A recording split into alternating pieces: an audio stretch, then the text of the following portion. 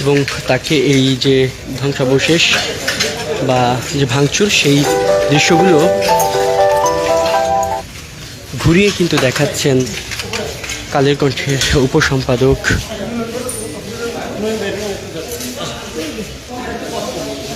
হায়দার আলী। তিনি আসলে একযোগে সাক্ষী মিডিয়ার উপরে এই যে হামলা, এটি কি আগে পরে কখনো দেখেছেন কিনা? এটা আমি আগে পরে দেখিও না, শুনিও না। আর বাংলাদেশের পরিস্থিতিও আমরা কখনো পড়িনি। আমরা তো সন্ত্রাসমুক্ত দেশ চাই, আমরা চাই স্বাধীনতা, আমরা চাই নিরাপত্তা, সবাই নিরাপদ থাকবে, শান্তিতে বসবাস করবে। আমরা হামলা মামলা চাই না, খুন খারাপি চাই না, জুলুম অত্যাচার চাই না, ভাঙচুর চাই না। আমরা চাই সবাই শান্তিতে বসবাস করব, কাঁধে কাঁধ মিলিয়ে আমরা থাকবো, প্রত্যেকে দুঃখী হব, প্রত্যেকে সুখী হব।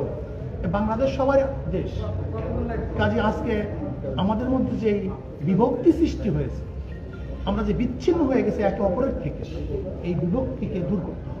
একই সঙ্গে 7টা মিডিয়া গ্রুপকে এভাবে আসলে আক্রমণ করাটাকে কিভাবে দেখছেন এবং এটার প্রতিক্রিয়া হিসেবে আপনি কি বলবেন? আমি তো মনে করি না স্বাধীন সংবাদের উপরে আক্রমণ, স্বাধীন সংবাদকে গলা টিপে ধরার একটা প্রক্রিয়া মাত্র, এটা আমরা চাই না। আমরা চাই বস্তুনিষ্ঠ সংবাদ পরিবেশিত হবে। দর্শক দেখতে পাচ্ছেন যে কালের কণ্ঠের সম্পাদক আমদাদুল হক মিলন তিনিও এসেছেন। আমরা চাই যে মানুষ শান্তিতে বসবাস করবে, মানুষ দরজা খুলে তারপর ঘুমাবে, পাহাড় দিতে হবে কেন? আমরা সেই মানের একটা বাংলাদেশ চাই, যে বাংলাদেশে গরিব দুঃখী মেহনতি মানুষ, ধনী গরিব, শিক্ষিত মূর্খ, পুরুষ মহিলা, মুসলিম নন মুসলিম সবাই শান্তিতে বসবাস করবে। বাংলাদেশ মানি শান্তির নীড়, এর মানে দেশ আমরা করতে চাই। আসুন, মিডিয়ার সর্বপ্রথম ভূমিকা রাখতে হবে। মিডিয়াকে সাদাকে সাদা বলতে হবে, কালোকে কালো বলতে হবে, রাতকে রাত বলতে হবে, দিনকে দিন বলতে হবে। যদি আমার সন্তানও অন্যায় করে, আমার বাবাই অন্যায় করে, তার বিরুদ্ধে কলম ধরতে হবে। আমার শত্রু যদি ভালো কথা বলে, ন্যায় কথা বলে, আমার তার পক্ষে থাকতে হবে। এই মেজাজ যখন আমরা করতে পারবো, তখনই দেশটা সুন্দর হবে। আর এই মেজাজ যতক্ষণ করতে না পারবো, শুধু আলোচনা হবে, সরকার পরিবর্তন হবে, এক দল যাবে আরেক দল জালেম আসবে, এক জালেম যাবে আরেক জালেম আসবে, কিন্তু মানুষ মাজলুমরা শান্তি পাবে না। এর জন্য আমরা আসুন সম্মিলিতভাবে নীতি আদর্শ পরিবর্তন করি এবং সবাই সম্মিলিতভাবে দেশটাকে করার চেষ্টা করি। এবং যারা এই ভাঙচুর করেছে, আমি মনে করি তারা অবশ্যই সন্ত্রাসী কার্যকলাপ করেছে, দেশের আইনে তাদেরকে বিচার করা উচিত। এবং আমরা জানি যে এটা আসলে জাতির চতুর্থ স্তম্ভ বলা হয় এই গণমাধ্যমকে। তো আপনি নিজেও বলছিলেন যে গলা টিপে ধরা একটি গণমাধ্যমের, তো সেই জায়গায় আসলে জাতির জন্য এটা কত বড় ক্ষতি বলে মনে করেন? অবশ্যই ক্ষতি, কোনো সন্দেহ নেই। এরকম যদি গলা টিপা শুরু হয়, তাহলে আমার গলাও টিপে ধরবে। এরকম যদি মুখ বন্ধ করা শুরু হয়, তাহলে আমার মুখ বন্ধ করে দিবে।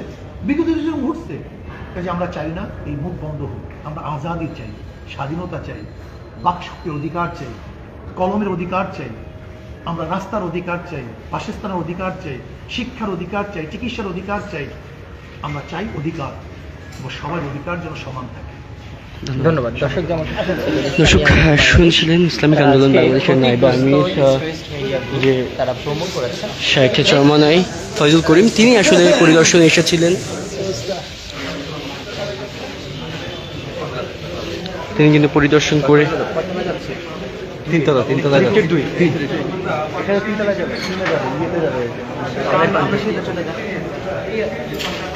দর্শক সেই যে ধ্বংসাবশেষ সেটি কিন্তু দেখতে আজকে পরিদর্শনে এসেছিলেন শাইখে চরমনাই ফয়জুল করিম। তিনি পরিদর্শন করে গেলেন এবং গতকাল যে দুর্বৃত্তদের হামলা, সে হামলায় এখনও কিন্তু সে ক্ষতচিহ্ন পড়ে আছে। এসওএস মিডিয়া গ্রুপের যে 7টি মিডিয়া একসঙ্গে রয়েছে একই জায়গায়, সেই ক্ষতচিহ্ন কিন্তু আপনারা দেখতে পাচ্ছেন। এবং যে আপনাদেরকে দেখানোর চেষ্টা করি যে গ্লাস ভাঙা, এভাবে করেই কিন্তু তারা গাড়ি থেকে শুরু করে সব যে অফিসের যে গ্লাসগুলো রয়েছে সামনে দেখতে পাচ্ছেন, গাড়ির গ্লাসে কিভাবে আসলে আক্রমণ করা হয়েছে। এভাবে করে আসলে মোটর বাইক থেকে শুরু করে এই গাড়িগুলোতে আসলে আক্রমণ করা হয়।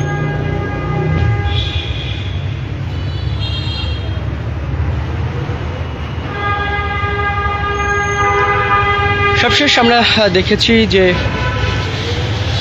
জামাতের আমির তিনিও এসেছিলেন আজ সকালে, তিনি পরিদর্শন করে গেছেন। এরপরে হিন্দু মহাজোটের মহাসচিব তিনিও এসে গেছেন এবং এরপরে এখন শাইখে চরমনায় ফয়জুল করিম,